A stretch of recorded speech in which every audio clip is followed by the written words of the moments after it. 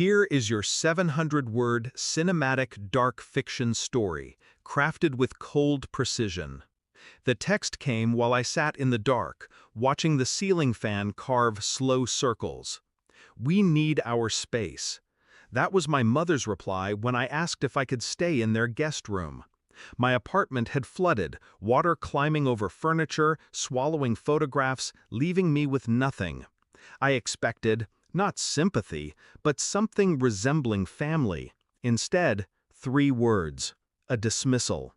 So I slept in my car, the damp smell of mildew still on my clothes. Nights blurred into one another, headlights scraping over my windows while I stared at the ceiling, awake.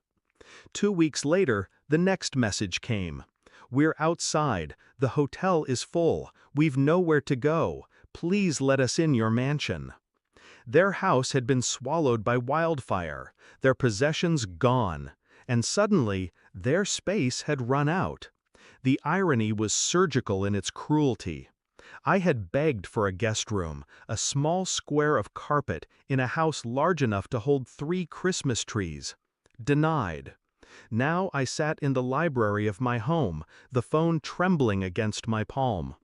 Their desperation bled through the screen. I pictured them outside my gates, the heat of flames still in their hair, the ash on their shoes. Homeless, powerless, exactly as I had been. But the betrayal wasn't in their refusal to house me. Not really. It was the undertone in my mother's words. We need our space. Space from me, their son. I began to see the years differently. Every holiday cut short, every phone call unanswered, every subtle avoidance. The flood had not created the distance, it had revealed it. I didn't answer right away. Instead, I studied the message, reread it until the words became meaningless shapes. Then I scrolled higher. Her earlier refusal burned brighter against the glow of the new plea. I checked the security cameras. Their figures stood small at the gates, 2 shadows under the sodium lights. My parents, but also strangers. I poured myself a drink and watched them from my window. The longer I watched, the clearer it became. Their need wasn't love. It wasn't regret. It was survival. I let them wait. An hour. Then 2. Their shapes moved, restless, uncertain. The phone buzzed again. "Please answer."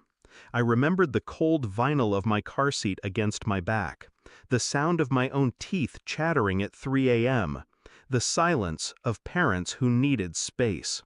By midnight, their knocks echoed faintly even from the gate. I finally opened the phone, typed a single line. "Why now?"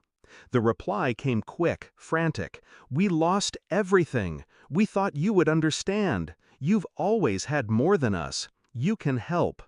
And there it was. Not family, not love, obligation. I wasn't their son. I was their safety net, their backup plan, their insurance policy. The truth sank cold into my chest, heavier than the flood ever had. When I needed them, they cut the rope. Now they clawed at it. I walked down to the front gates. The fire's orange glow painted the horizon behind them, turning their faces hollow, skeletal. My father stepped forward, relief spilling across his expression. "You'll let us in," he said. Not asked, said. I looked at them the way one studies a painting, distant, detached. Then I shook my head once. My mother gasped. My father's jaw fell open. "You don't mean that." But I did, and they saw it in my eyes. No shouting, no fury, just a door quietly closing in a house that was no longer theirs to enter. I turned my back to their pleas, the steel gates humming shut behind me. The silence after was almost holy.